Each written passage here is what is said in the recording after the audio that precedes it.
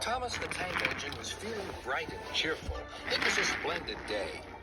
"Good morning," he whistled to some cows, but the cows didn't reply. "Never mind," said Thomas. "They're busy with their breakfast." Bertie. "Hello, Bertie. Care for a race today?" But all Bertie could say was, "Ouch! That's another hole in the road." "I'm sorry, Bertie," smiled Thomas. When Bertie arrived at the next station.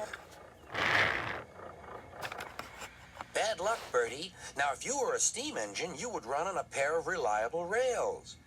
"Huh," replied Bertie. "The railway was supposed to deliver tar to mend the road 2 weeks ago. You can't trust a thing that runs on rails." "I run on rails. You can trust me, Bertie. I'll see if I can find out what's happened." And Thomas puffed away towards the big station.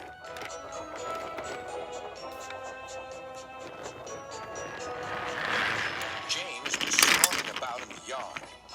"It's too bad," he grumbled. "Percy goes to work at the harbor, and I do his job. Here, there, and everywhere. Take that!" "Oh," groaned the freight cars. "Just you wait. We'll show you." Gordon laughed. "I'll tell you what, James. If you pretended to be ill everywhere, you couldn't shunt freight cars here or go to the quarry there, could you?" "What a good idea," agreed James. "Look, here comes Thomas. I'll start pretending now." Thomas was sorry to see the engines looking miserable. "Cheer up," he puffed. "It's a beautiful day."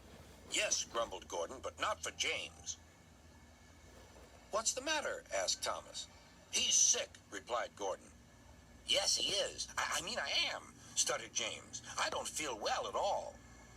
"Don't worry," said Thomas kindly. "I'll help out if you're ill." Gordon and James snickered quietly to each other. James's cars were coupled behind Thomas, and he steamed away to the quarry. The cars were still cross.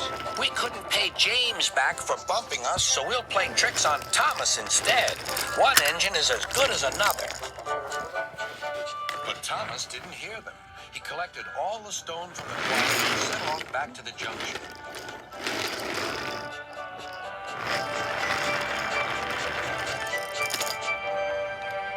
Danger lay ahead. "Now for our plan," giggled the cars. "Go faster, go faster." They pushed Thomas over the switches. "Slow down," called Thomas's driver, and applied the brakes.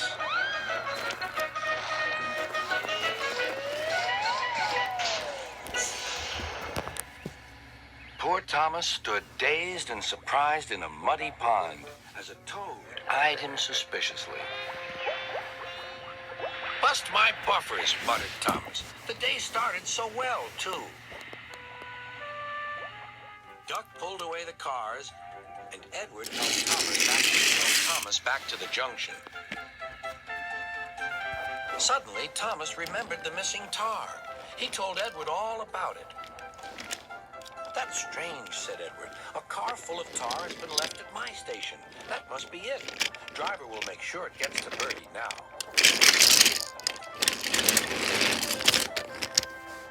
Later, James spoke to Thomas. "I'm sorry about your accident," he muttered, "and so is Gordon. We didn't mean to get you into trouble." "No, indeed," spluttered Gordon. "A mere misunderstanding, Thomas. All's well that ends well." Just then, Bertie arrived. He looked much more cheerful. "My road's being mended now." "Oh, I am glad," replied Thomas.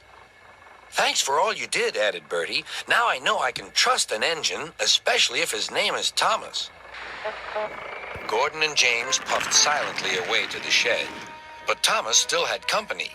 "Well, well," he sighed. "What a day for surprises." The toad, who was looking forward to a ride home, noisily agreed.